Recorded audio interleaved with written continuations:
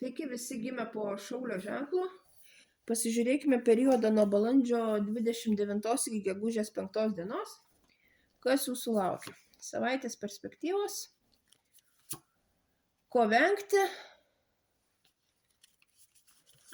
Ir patarimas jums. Šią savaitę šauliams panašu, kad reiks dirbti. Ir labai daug dirbti. Ir sunkiai dirbti. Turėsit veiklos daugiau negu kartais atrodys, kad galit tiek pavežti.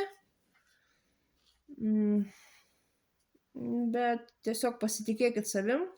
Tikrai, kas yra už jūsų užkrauta ant jūsų, tą jūs galit padaryti, atlikti. Aišku, bus nelengva, bet pasieksit norimų rezultatų. Ko vengti?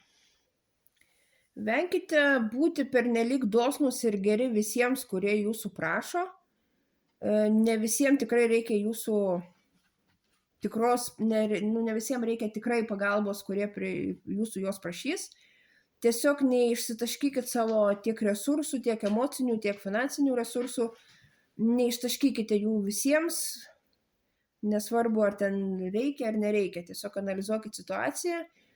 Ir aišku, jeigu yra tikrai rimtas poreikis, ir žinot, matot, kad galit padėti be nuostolių savo, padėkite, bet šiaip taupykite savo resursus. Ir patarimas jums. Šią savaitę turėsite priimti tokius labai rimtus sprendimus ir nebijokit to daryti, tik priimkit, geras laikotarpis tam. Tiesiog teks priimti arba keisti situaciją iš pagrindo, kas keis netgi jūsų gyvenimą arba suvokimą apie aplinką, apie aplink jūs esantį pasaulį.